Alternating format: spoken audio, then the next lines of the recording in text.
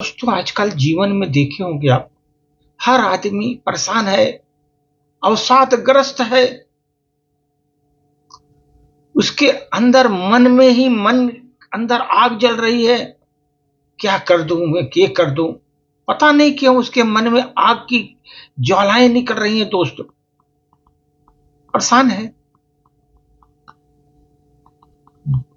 और अगर आपको ये जो मन में जो आपकी आग जल रही है, अग्नि जल रही है, अगर वही अग्नि को आप धैर्य की रोशनी से अगर बदल दो दोस्त, जीवन का सच्चा विजयी आप ही होंगे। जीवन में सच्चा विजयी वही आप ही होंगे जो मन की आग को धैर्य की रोशनी में बदल दे। धैर्य रखो, धैर्य की रोशनी में बदलो। आज हम लोगों का सबसे बड़ा संकट क्या है दोस्त, बताऊं? संकट सबसे बड़ा युद्ध नहीं है, लड़ाई नहीं हो रही है। हर छोटी बात पर हम तुरंत भड़क जाते हैं। कुछ कोई कह दे हम आहत हो जाते हैं, कोई अनदेखा कर दे हम क्रोधित हो जाते हैं, कोई हमारी बात न माने हम भीतर ही भीतर अग्नि की ज्वाला में जलने लगते हैं। दिन भर में हम कितनी बार उबलते हैं, आप सोचो, आप काउंट करो अपने दिन दैनिक जीवन में दिन भर में आप कितनी बार उबलते हैं। शाम तक याद भी नहीं रहता कि हम कितनी बार उबले थे। फिर उसी क्षण हम कुछ शब्द ऐसे बोल देते हैं कि रिश्तों पर अस्थायी निशान छोड़ देते हैं। समस्याएं घटनाएं नहीं होती, समस्या वो घटित नहीं होती। समस्याएं हमारी तुरंत प्रतिक्रिया है। जब हम प्रतिक्रिया देते हैं तो क्योंकि हम अपने हमको बचाना चाहते हैं, प्रतिक्रिया देते हैं वहां तुरंत।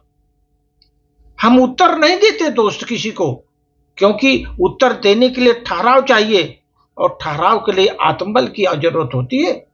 आत्मबल की जरूरत होती है ठहराव के लिए। आदमी तुरंत कोई कुछ बोला तुरंत उस पर प्रत्युत्तर देते हैं लोग।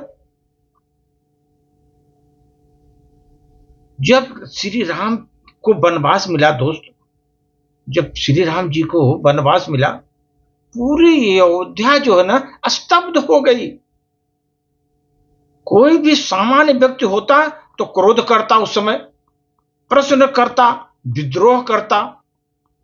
अरे राज तिलक हो रहा है, एकाएक उनको वनवास मिला, कोई सामान्य व्यक्ति वहां होता तो क्रोध करता, प्रश्न करता, विद्रोह करता।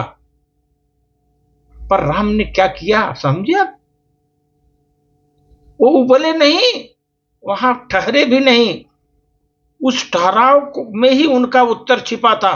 तुरंत वनवास चले गए। उस ठहराव में ही उनका जो है उत्तर छिपा था।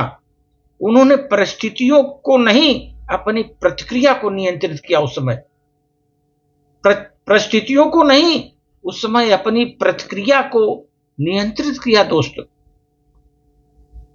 राम का महान होना जो है उनके तीर धनुष में नहीं, राम का महान होना उनके तीर धनुष में नहीं था, उनके मन का संतुलन था। उतना संतुलन वो बनाए, धैर्य रखे। हम क्यों बोलते हैं दोस्त, कभी समझा? क्योंकि हमें लगता है मुझे तुरंत सही सिद्ध होना है, मुझे अभी जवाब देना है, यदि मैं चुप हो गया तो हार गया, ऐसा सोचता हूं, इसलिए उबल जाते हैं। पर सच्चाई यह है दोस्त कि तुरंत बोला गया शब्द हमारी कमजोरी होता है और ठहर कर बोला गया वाक्य हमारी ताकत होती है। ठहर कर बोला गया वाक्य हमारी ताकत होती है। रावण के पास ज्ञान था, शक्ति थी, वैभव था, संयम नहीं था उसमें।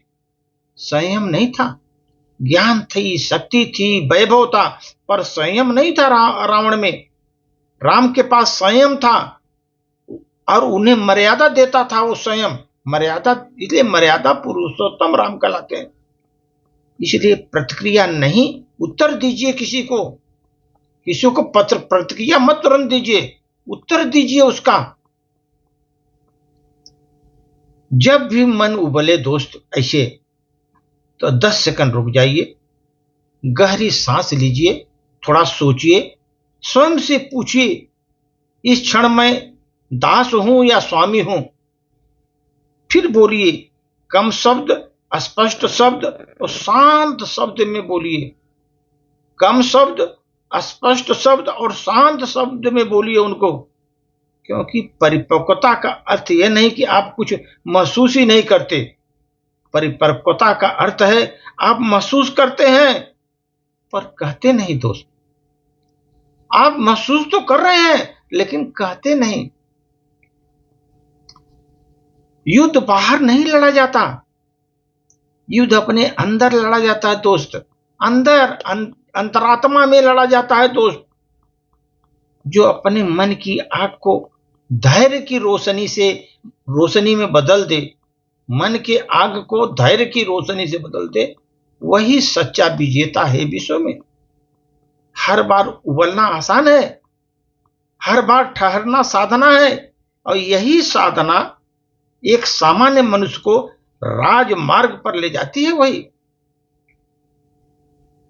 हर बार ठहरना जो साधना है उसको आदमी को राम के मार्ग पर ले जाती है, उसकी साधना। दोस्तों, कभी भी जीवन में मन को इतना मजबूत बनाओ, कोई भी बदलाव तुम्हें दुखी न कर सके। जीवन में कोई भी बदलाव आता है दुखी न कर सके, तुम्हारा संतुलन न बिगाड़ सके। कोई भी बदलाव आप तुम्हारा संतुलन न बिगाड़ सके। हर परिस्थिति के अनुसार स्वयं को ढालना सीखो। हर परिस्थिति के अनुसार अपने स्वयं को ढालना सीखो। यही सच्चा धैर्य है और यही जीवन की असली समझ है दोस्त। जो समझ गया महान हो गया, उसका जीवन बहुत सुखमय हो गया। धन्यवाद।